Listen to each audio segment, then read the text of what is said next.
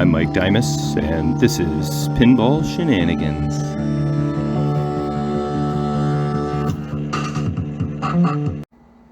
Alright, this is the games room aftermath. The birthday tournament was Saturday, it is now Monday. So I'm coming down to do a few tweaks and adjustments. There was really not a whole lot that went wrong. I'll go over what did go wrong. The flasher dome that was right here popped off of Monopoly in the middle of the game, and then we threw that in the coin box, and then a little while later the flasher itself popped off and flew down into the trough. But that is an easy enough resolution. I'm not sure why that one doesn't clip on or why it came off, because I know the socket underneath has a tendency to pop out of the socket. So once upon a time, not that long ago, I put a little hot glue to hold the flasher socket in place. So now the dome has popped off. So I think it is the vibration by that flipper that maybe caused that. Maybe I'll even swap a dome from over here, stick it on there, see if it snaps in a little better. But that's simple enough. So that was an easy fix, or will be. There was really not a whole lot of issues. Let's see. Twice now, while playing Pinball Magic, one was at the tournament, one was in a previous time, the ball kind of just vanished somewhere into this zone. I don't know yet where it went, because in order to actually see where it went, I'd have to go in there and remove some of these plastics. And in order to do that, you got to pop this playfield out, which is definitely awkward to do. But so the twice that's happened. The first time I threw a ball in there and the other one found its way out right away. During the tournament, I could not get the ball to release, so I just added an extra ball into the playfield. They continued their game, and eventually the other ball made its way out, and then I pulled the ball back out of the playfield to make things happy, and seemed to hold up the rest of the night. I don't know how many times this was played. What do we have? About 12 rounds, so 4 machines per round, so 48 games total. Does that sound about right?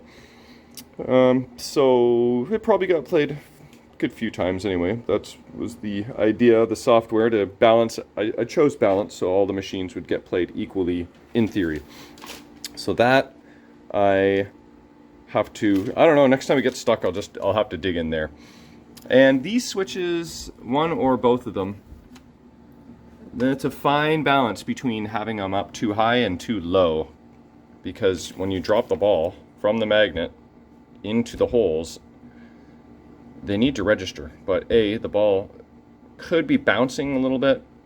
And B, if you raise the switches up too high, the ball just gets stuck there. So I'll have to sort that one out. That'll be a little bit of a finicky one.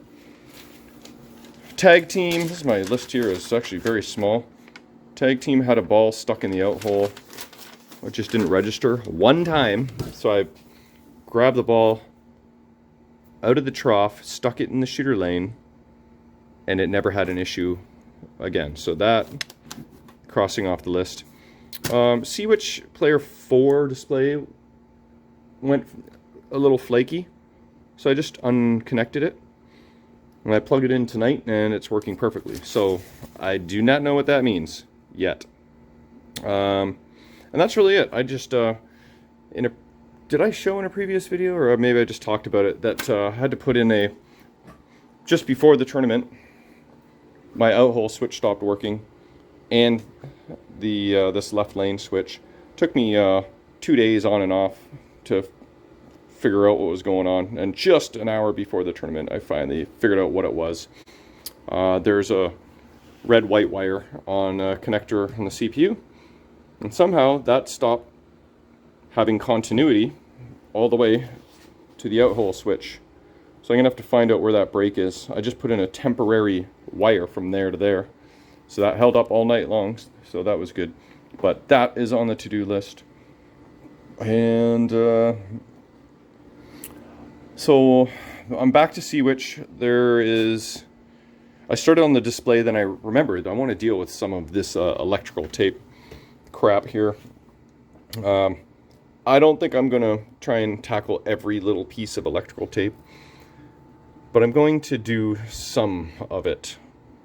Now, yeah, so what I basically am going to do is for these two connectors here, popped off the zip tie, all that will be nice and remedied. So I already did the red wire, so I popped it out of the connector. Here, let's zoom in so we can focus better. Popped it out of the connector, and then I felt my way up the wire all the way to around here, and you can see just vaguely that I added a little bit of shrink tubing there, and I think that was it on the red wire. Oh, yep. And there. So I got rid of some tape already. Actually, I don't even think there was tape on that one. Or if there was, it had fallen off. Now I'm working on the orange. And I'm going to do the same thing for each wire. So there's a little bit of a chew there and a little bit of a chew there. But the rest of the wire is good. So I'll repin that, pop that back in the connector, rinse and repeat for all of these. And then maybe even tackle the wires on this connector too. And then I'll re-zip tie it, pop it back in, mark the connector repinned so we know for future purposes what is repinned and what is not. And that will at least get rid of some. Now in the past, like I said, I already did all the, most if not all of the display connectors, and you know, they're not easy.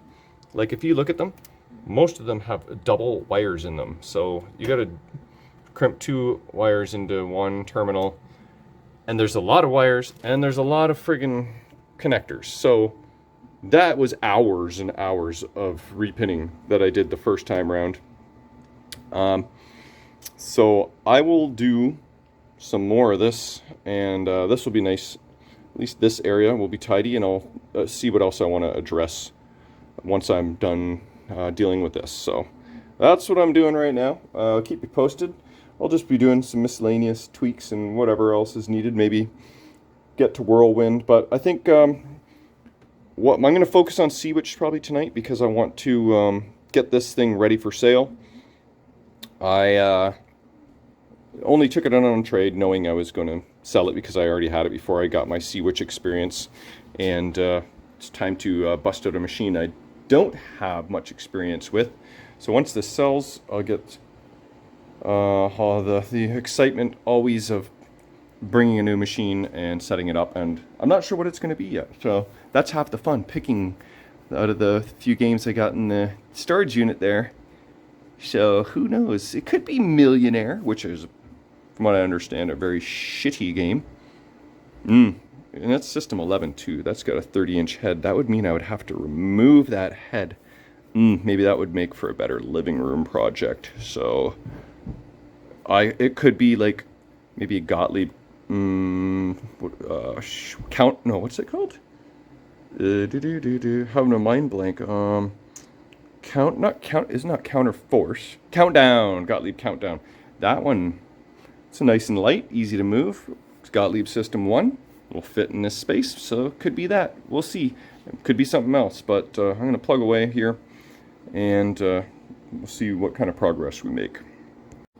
Alright, I've been repinning for a while, to the point where I decided I'm going to sit while repinning, and that's much more comfortable. So this is my mess that I am making.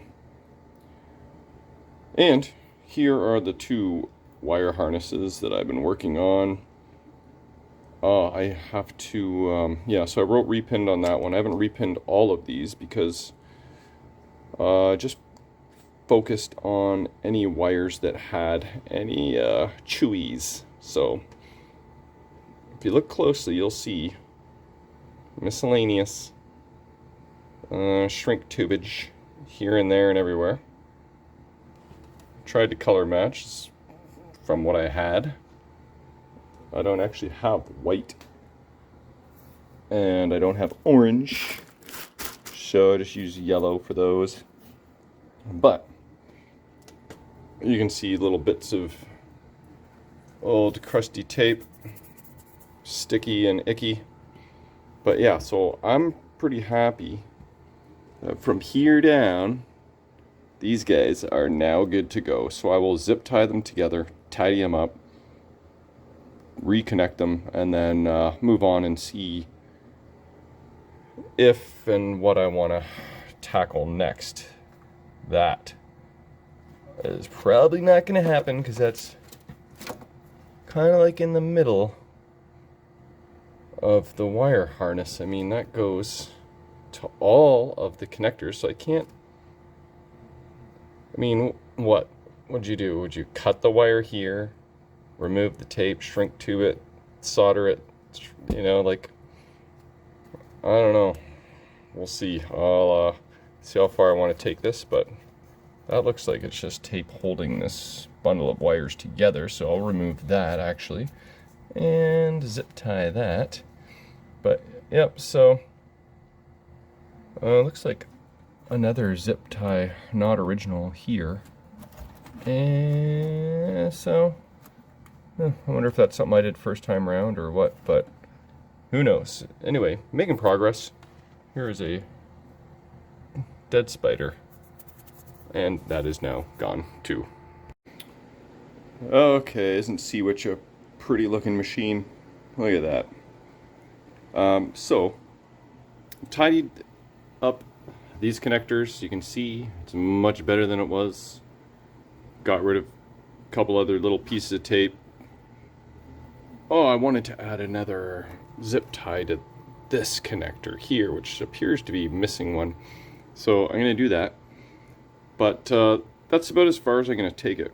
When I had the machine a few years ago, I never had any issues with it.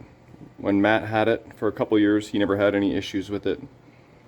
So I'm not going to basically fix something that's not exactly broken. If I do find an issue that pops up, then it might be time to dig a little deeper. But you know, even that player 3 display that was a little wonky for a bit in the tournament is back to being perfect. No, I don't know what that could have been, if that is just the reseating of the connector or just it was being cranky. If it happens again, then I'll catch it in the act and maybe wiggle some wires around. But it doesn't appear to be the display itself, so maybe it's some,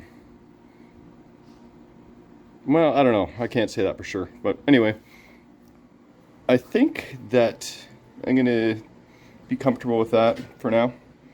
If some weird electrical issue pops up, then I'll know I'll have to dig a little deeper. But that is pretty much, I think, it for Seawitch. I think I'm gonna probably take some photos, and I should do a gameplay video and probably pop this guy up in the old market sooner or later. So yeah, so that's it for Seawitch, I think, for now.